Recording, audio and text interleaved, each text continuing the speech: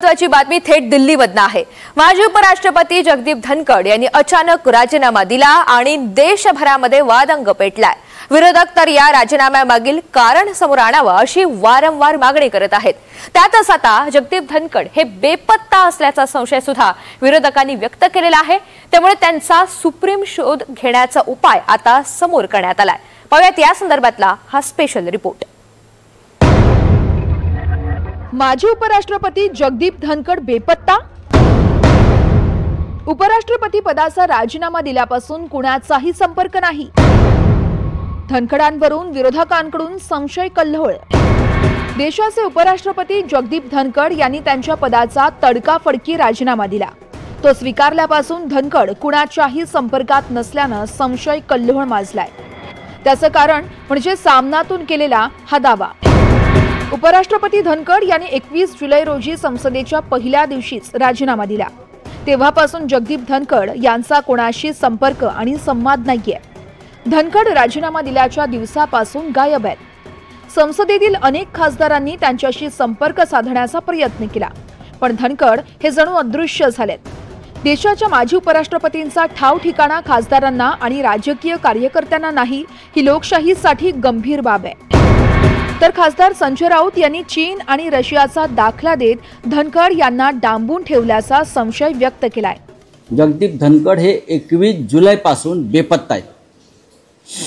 या देशाच्या उपराष्ट्रपती असलेली व्यक्ती जी राज्यसभेची चेअरमन आहे, 21 जुलैला सकाळी ते राज्यसभेत आमच्या समोर आले। त्यांची आमची चर्चा झाली।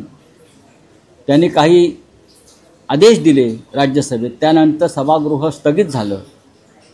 त्यांची प्रकृती उत्तम होती, खणखणीत होती।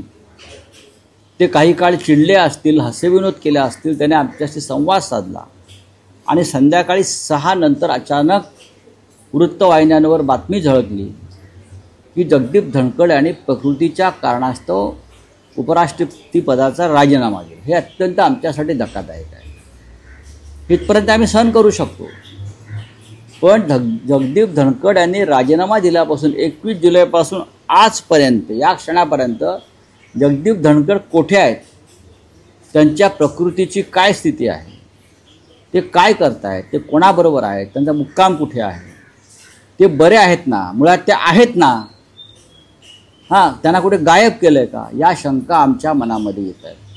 देशाच्या लोकशाहीच्या दृष्टीने चिंतेची बाब आहे। अशा प्रकारे आपल्याला नको असलेले नेते गायब करण्याची पद्धत रशिया आणि चीनमध्ये आहे। त्याची काही परंपरा या लोकांनी नव्याने सुरू केली आहे का?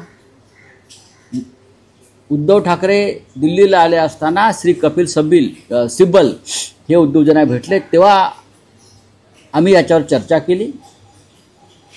कपिलजी की जगदीप धनखडांचं काय करायचं, कुठे आहेत? तेव्हा आमचं असं ठरतंय की हेबियस कॉर्पस नावाची एक लीगल बॅटल असते की एखादी व्यक्ती जेव्हा सापडत नाही तेव्हा त्याला सुप्रीम कोर्टाच्या हायकोर्टाच्या आदेशानं आम्ही शोधू शकतो। कदाचित आम्ही अशा प्रकारचे पिटिशन करू शकतो। धनखड यांचा शोध घेण्यासाठी आता सुप्रीम कोर्टात धाव घेण्याची तयारी दाखवली आहे। अमित शहांनी धनखडांसंदर्भात माहिती द्यावी, नाहीतर सुप्रीम कोर्टात हेबियस कॉर्पस याचिका दाखल करण्याचा इशारा दिलाय। उनके बारे में हमें मालूम ही नहीं कि वो कहाँ हैं। अब लापता लेडीज का तो मुझे पता था, तो लापता उपराष्ट्रपति का ये तो पहली बार सुना। अभी हमारे उपराष्ट्रपति थे और जिस तरह से उन्होंने सरकार की रक्षा की जब से वो उपराष्ट्रपति बने, अब लगता है कि विपक्ष को उनकी सुरक्षा करनी पड़ेगी। कहाँ हैं धनखड़ साहब? मैंने खुद पहले दिन उनको फोन किया था, उनके पीएस ने उठाया फोन, कहा कि वो आराम कर रहे हैं। उसके बाद कोई फोन उठाता ही नहीं है। और मेरे कई राजनीति में राजनेता से मेरी बात हुई तो वो कहते हैं कि हम भी नहीं फोन मिला रहे। तो अब क्या करें? हेबियस कॉर्पस फाइल करें, क्या करें? और इस बात की जानकारी तो होम मिनिस्ट्री को होगी ना। तो अमित शाह जी को एक बयान देना चाहिए, पब्लिक बयान, कि कहाँ है, क्योंकि आपको मालूम है उनकी तबीयत भी ठीक नहीं थी।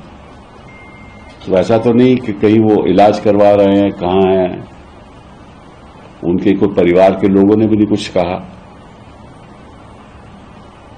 तो इशू क्या है? ऐसी बातें तो हमने दूसरे देशों में सुना था कि पता नहीं चला। अब हिंदुस्तान तो एक लोकतंत्र देश है ना, तो इसकी जानकारी जनता को मिलनी चाहिए। तो मैं आग्रह करूंगा गृह मंत्री जी से कि आप इतना तो बता दीजिए, आपके पास तो इतने साधन हैं, और बांग्लादेशी को आप ढूंढ ढूंढ के अब वापस भेजते हो। ये तो हमारे उपराष्ट्रपति जी हैं, इनका तो आपको मालूम होगा। हेबियस कॉर्पस म्हणजे बंदी प्रत्यक्षीकरण। एखाद्या व्यक्तीला बेकायदेशीरपणे ताब्यात घेतल्यास त्याला न्यायालयासमोर हजर करण्याचे आदेश दिले जातात। ताब्यात घेण्याचं कारण न्यायालय तपासतं। ताब्यात घेणं बेकायदेशीर असेल तर त्या व्यक्तीला सोडण्याचे आदेश दिले जातात। विरोधकांच्या भूमिकेनंतर सरकार धनकड यांच्या संदर्भात माहिती देणार का? आणि सरकारने काही माहिती दिली नाही तर विरोधक धनकड यांचा सुप्रीम शोध घेतात का, याची चर्चा रंगली आहे। रामराजे शिंदेंसह ब्युरो रिपोर्ट, NDTV मराठी।